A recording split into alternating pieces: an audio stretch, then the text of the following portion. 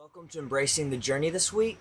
Well, as you notice, I'm by myself because Whitney is at the beach. So, if you want to hear from her, then you can just click off, save your time, and watch next week. But even though she's not here, she did inspire today. So, I have to give her credit for that because she's awesome. So, as we were talking about our series that we're in as a public church choosing to stay, and if you're not part of our public church family, we're honored that you're watching this, and we do invite you to go check out that series as the subtitle is Remaining in the Fight for Justice, and we're really talking about how we can fight for justice and against racism. And I've had some people ask great questions throughout the series, and Whitney just said, why don't you use Embracing the Journey to answer some questions? And I thought, you're brilliant. This is why I married you. You're so smart. So I just wanted to do that today. And the first question that I got, and I thought it was just really awesome, was, what's your journey? Like, how did you get to this point? And so I just wanted to take some time over a cup of coffee on my deck and just talk about my journey of how I got to the place that I am today, where I do think I'm beginning and really becoming and growing as an anti-racist, which means as somebody that's actively speaking out against racism. So even before I start my story, I just want to say, why does this matter? Like, why does the fight for justice, the fight against racism matter? It's central to the gospel. This is not a peripheral issue. This is central to the gospel. The fight against racism is a theme of the New Testament. We can talk more about that. We did a little bit about that on Sunday, and we can get it another time.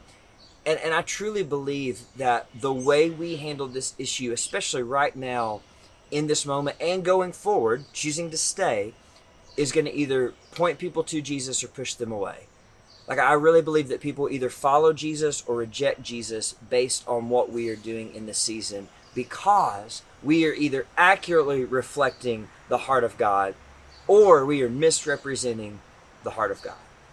And in my journey, I've definitely misrepresented the heart of God at times. So this matters immensely. So as for my journey, we pick up in high school. I went to Bradley Central High School, go Bears, and it was predominantly a white high school at that point. There were a few black people, and so I would consider myself at that point in my life a non-racist. And if you're unfamiliar, cup of coffee, excuse me, a sip of coffee to keep going, basically means that I would have thought, man, I've got a couple black friends. I like black people. Like, racism doesn't really directly affect my life, so I'm good. I'm not really going to worry about it. But then I was also part of a student ministry at Michigan Avenue Baptist Church, the church I grew up in, and it was incredibly diverse. I mean, it was just awesome, as we did have some black people, some Filipino Americans. I mean, it was just this beautiful melting pot of diversity, and I love being a part of that. And I really believe that Jesus began to show me the kingdom in that. Because in Revelation 7, 9, and 10, we get a glimpse into heaven. And look, I'm not exactly sure at what point in history this glimpse occurs. We can get into that theological discussion another time. But it says that there are people from every tribe and every nation surrounding the throne, and it's diverse and it's beautiful and the colorful kingdom of God. And I feel like I got a little taste of that under Jason Cox as he served our student pastor at Michigan Avenue. I'm so grateful for that time. And so then I graduated from Bradley and I went to Lee, and my world really opened up. A tangible example is I did a project in Dr. Schwindel's, anybody have Dr. Schwindel? In his political science class, and we were actually creating a government. It was phenomenal, just one of my favorite projects of all time. And I was on a team with Sarah, who's from Great Britain, and Augustine, who's from Togo, on the continent of Africa. And it was like, this is awesome. Like, here's this Cleveland, Tennessee boy sitting with a lady from Great Britain and a man from Togo, Africa, and just hearing their perspective as we talked about government. It was just really incredible. And that's just a snapshot of how my life opened up. And also, I had the privilege of student teaching in Ghana, Africa. And I distinctly remember walking through town one day. I was by myself because that was safe. And I looked around and I was like, I am the only white person here.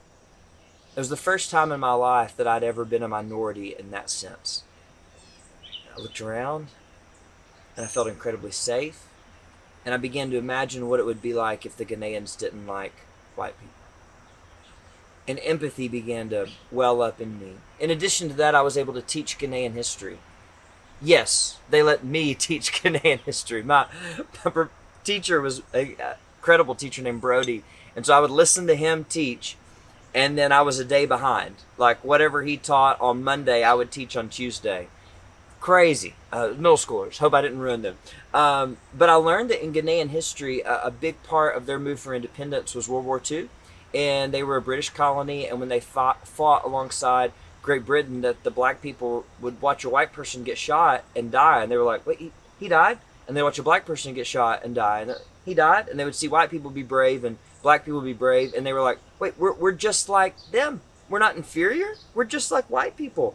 And there's a turning point for Ghana, and they came back and then began the move for their independence, which they got, I believe, in 1957. I should have looked that up before now. It's been a few years since I've taught Ghanaian history. I know March in March is their Independence Day, and so that really impacted me, of just seeing that they believed they were inferior to white people, and that broke my heart because it just simply wasn't true. And then my friend Gideon took me to this place on the coast, and it was called the Door of No Return. And it was the place where the slave trade happened. And basically, once you walked out that door, all hope died. It was over. You were never coming home.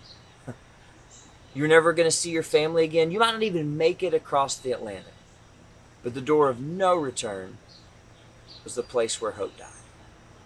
Gideon was a brilliant guy, and he talked to me about the hope and how Jesus can bring a return and can bring restoration. And in that moment, something began to stir in my heart of thinking, I want to be a part of this. I just don't know what it looks like. And so I came back, and I had the opportunity to teach at Bradley, at my alma mater, and to coach football there. And coaching football was transformational for me in the fight against racism, the fight for justice, because Bradley had a reputation for being a racist school. Some of that was true, some of that was embellished. But the reality is there were some black young men that took a risk and said, you know what, I'm going to come to Bradley. I'm not worried about the reputation. And they changed the culture. And I give a tremendous amount of credit to Coach Damon Floyd for creating an environment where we celebrated diversity and where everyone had an opportunity. It didn't matter what color you were. It was all about how you performed both on and off the field and about your character. And Damon just created this safe place. Whereas I've talked to some of the black players that I coached in this season, they just said, man, at Bradley, the stereotypes were torn down. I came into Bradley thinking that white people were better than me, and I realized, no, they weren't. Or I came into Bradley, and you guys treated us like you were your sons. You treated everybody like we were your sons. And that's credit to the culture that Damon built. And so that was really special to be a part of seeing that transformation and then seeing more young black men come to Bradley and the narrative shift to where that racist narrative, part of it true and part of it embellished, that was just discredited and removed as they realized, man, Bradley's a family. And everybody is welcome into the Bradley football family. So that was super transformational for me. And the best multiracial, multi-ethnic event I've ever been to was the Bradley Cleveland alumni basketball game. It was incredible. And when I was at that game, I thought, man, if sports can cause people to come together like this, Jesus can do so much more. And I realized that the church had a role in this, but I just didn't know what it was. And so I think at this point in my life, I was making the shift from non-racist to anti-racist, but I wasn't quite there yet. And then just huge, and I wouldn't be on this journey if this hadn't happened, was Jesus changed the way I read his word. And not that the word changed, but I began to get over my cultural lens, because we all have a cultural lens when we read the word, and I began to see it in its original context and see the theme of racism in the New Testament. Here's an example. In Mark chapter 11, Jesus clears the temple. And if you don't know that story, I encourage you to go back and read it in verses basically 15 through 18. And also Leonce Crump does a two-part series. I think it's called Barren Temple, Withered Tree on this. Incredibly enlightening. I've listened to it the past couple days, and I will not do it justice like Leonce does. But basically, Jesus walks in, flips tables. I mean, he's angry. We sometimes forget about this version of Jesus. He's angry. He flips tables. He shuts down the whole sacrificial system. And here's what he says in verse 17. The scriptures declare, my temple will be called a house of prayer for all nations, but you have turned it into a den of thieves. And then if you look at what he's quoting in Jeremiah 7:11. And I didn't really realize the full context of this part until Leonce spoke on this. But I'm just going to go up in chapter 7 and go up to verse 5. And here's what God is saying in Jeremiah 7:5. But I will be merciful only if you stop your evil thoughts and deeds and start treating each other with justice. Only if you stop exploiting foreigners, orphans, and widows. Only if you stop your murdering. Only if you stop harming yourselves by worshiping idols. And then he goes down in verse 11. Don't you yourselves admit that this temple, which bears my name, has become a den of thieves? Surely I see all the evil going on there. And really, if you look at the Old Testament, and this is part of my journey too, when you see foreigners, orphans, and widows, that's talking about specifically those three groups, but it's also a characterization of all people that are facing injustice, all people that are being oppressed, and saying that we should stand with them, that we should fight for them. Jesus did that in Mark 11. And then this really changed me in Isaiah 56:7. I've been here for a while. It says 6 and 7. Again, this is what Jesus is quoting in Mark 11. I will also bless the foreigners who commit themselves to the Lord, who serve him and love his name, who worship him and do not desecrate the Sabbath day of rest, and who hold fast to my covenant. I will bring them to my holy mountain of Jerusalem, and will fill them with joy in my house of prayer. I will accept their burnt offerings and sacrifices, because my temple will be called a house of prayer for all nations. Jesus is upset because they have set up cells and they're exploiting people, and there's greed, but they're selling things in the Gentile portion of the temple, the part of the temple where the nations were supposed to worship. In other words, they were oppressing the nations. They're preventing them from worshiping, and Jesus loses his mind. I say that loosely. It's a very calculated move if you look at the way he processed it and what's going on there. But he flips over tables. He shuts down the system because he says, look, justice is part of who I am. And I will not stand by and watch racism happen in the house of God. So as I began to see the word like that, I was changed. And Benjamin Watson wrote a book, Under My Skin, changed me again. It created a new level of empathy that I had never had. And again, I'm moving towards becoming an anti-racist at that point. And North Point Community Church and Andy Stanley did a conversation in, I believe it's 2016.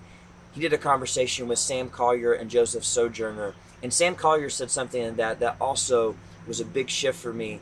He gave an illustration. Andy asked the question of how should white people respond when when a black person is shot? Specifically, we were talking about some police shootings at that point. And Sam Collier said, look, if we're family, here's the deal. If we're family and I come around the corner and you're in a fight, like, I'm just going to jump in. I'm going to get into the fight. I'm going to help get the guy off of you, defend you, and make sure that you're okay. And then afterwards, once everything's clear, we're going to come back together and go, hey, why are we fighting? And if it's your fault, I'll be like, don't ever make me do that again. And he said, if we're family, that's what the black community is asking white people to do. To not walk around the corner and step back and go, hold on, let me figure out who started this. Can I get the facts? No, jump in. Jump in with empathy. Jump into our pain. Fight for us. And then ask, hey, so what really happened to you? But make sure, my language here, make sure that you know that you are for us first. That was huge for me. Because I had been somebody who would wait for the facts and who would be silent. And in that moment, he was challenging me. If you're white, he was challenging you to jump in with empathy, dive in head first, dive into the pain, dive into the fact that if anyone dies, that is wrong. And no one should be killed. And then we'll come back and get the facts. But first, make sure that our black family knows that we are for them. transformational to my approach. Also, between then and now, I was diversifying who I listened to. I realized that a quote I've used on here before, in Ghana, one of our professors said, some people use knowledge like a drunk man uses a lamppost for support rather than illumination. And I realized that I needed to read books that weren't in my demographic. And so I really tried to diversify what I was reading, what I was listening to. I read Nelson Mandela's A Long Walk to Freedom, the autobiography, phenomenal. If you have not read about the story of apartheid in South Africa, I'm begging you, read his book, read about Nelson Mandela. And I also began listening to people like Mike Todd and looking for other black communicators. And in this season, Leonce Crump was recommended by Matt Moore, and he's become a regular part of my rotation. And so just trying to diversify that. And when all this happened, I knew that I needed to say something, and so I did. And also, Chris Walker had posted a stack of books that he was reading on his Instagram. And so I messaged Chris, because he's a friend, and said, hey, can I have that picture of books? I didn't screenshot it. And that began a conversation. And we were friends, but our friendship has gone to a new level during this season, as he's really mentored me and guided me and helped lead me in just this journey that I've been on. And so I've been reading. Let's check this. I'm pretty excited about it.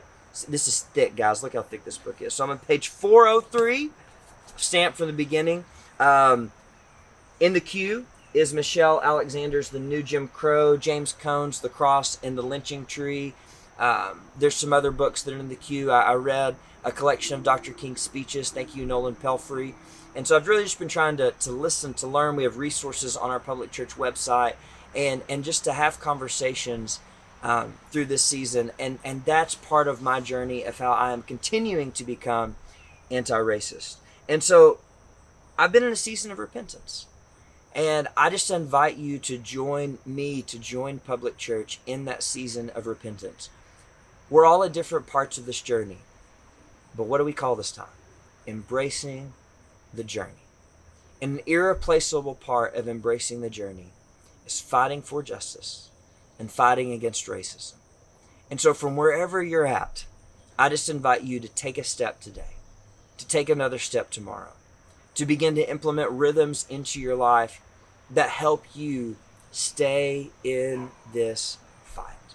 And we're going to do that as a church, and Whitney and I are going to continue to do that just personally.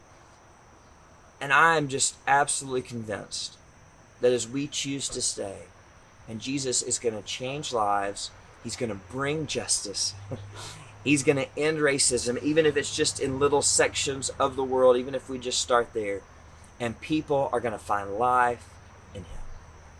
I'd love for you to be a part of that journey with us. So we love you, and we will see you next week, as Whitney will be back.